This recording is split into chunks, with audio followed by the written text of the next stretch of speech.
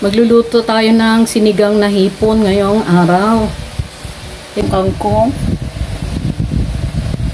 Meron tayong labanos. Lalagyan natin ng luya para ito sa lansa. Ito yung sibuyas. May kamatis.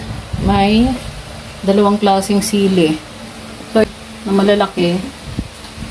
Ay nasa kalahating kilo. Malinis na at tinanggal ko na rin ang kanyang intestine kasi mapait pag hindi mo tinanggal at malansa.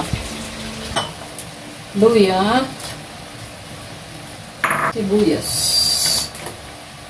kamatis, ayan. Muna natin ilalagay ang ating labanos kasi yung hipon bilis lang maluto. Tapos titimplahan muna natin. So, lalagyan ko ng patis, ating asin, ating seasoning,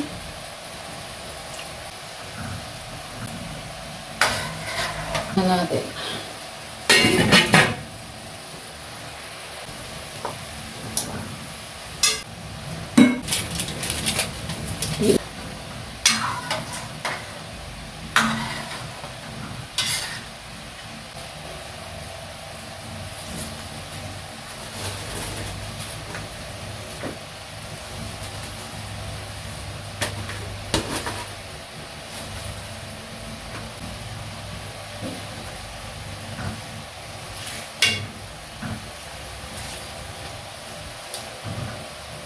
Natin ito, masarap ito ah.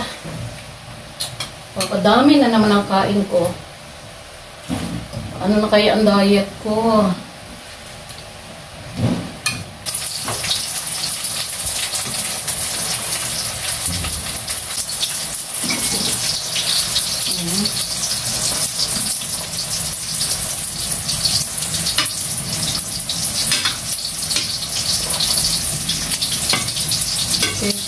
Luto na yan kasi pag nasobra ng luto yung hipon, maninikit yung balat, hirap balatan. Okay, luto na yan. Kain tayo. Ito yung kanin. Tapos ito yung niluto kong pampagana na daing na lapu-lapu. Tapos ito yung sili sa usawan. Kukunin ko yung sili dito.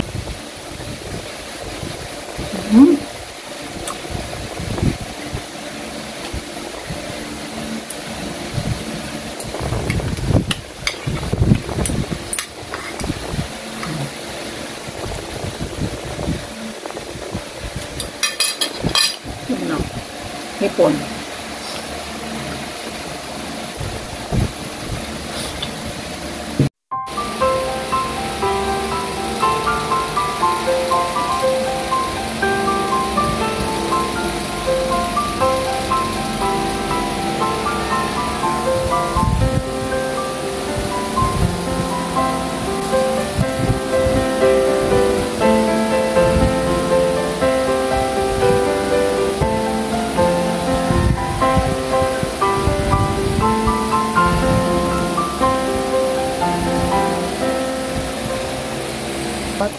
Ito na, kakain na ako. Ito yung niluto kong sinigang na hipon. Ayan, kain tayo.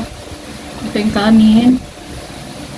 Tapos ito yung niluto kong pampagana na daing na lapu-lapu. Tapos ito yung sili sa usawan. Kukunin ko yung kita, yung iba ko saan. Tatlo yan nilagay kong sili sa ilalim siguro. So yan ang sausawan ko. Ayan tayo. Ayan, sarap. Gusto. Ito oh. Ito yung aking tingnan. Ayan.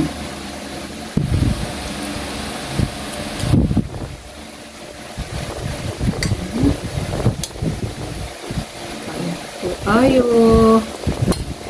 Ayaw sumama. Ayaw sa akin ito. Yan. Ito na. Ito na.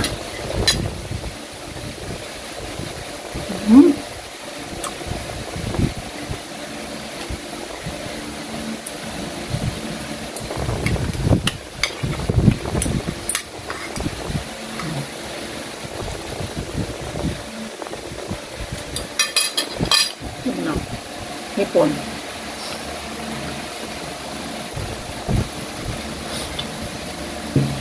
Masarap yung ulo niya, oh, sarap sipsipin, oh. Pero nandiyan yung taba. Eh, ito, pag nagluto ka ng hipon, iuna nyo muna yung gulay. Ayan, oh, hindi nanikit yung balat. Tsaka hindi siya nag-shrink. Ayan. Ito siya.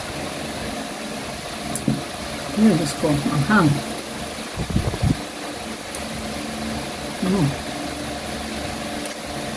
So, malaman na malamang.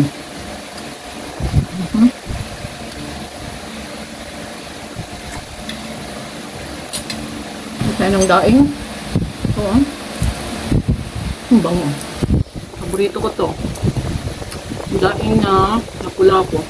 May kamay na nga ako.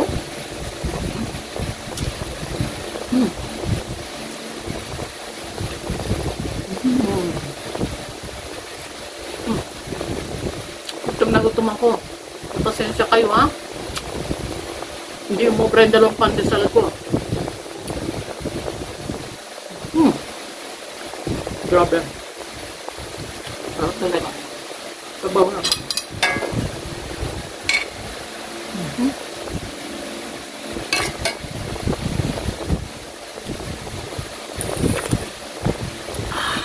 Tama na ang asin. Tama ang alat.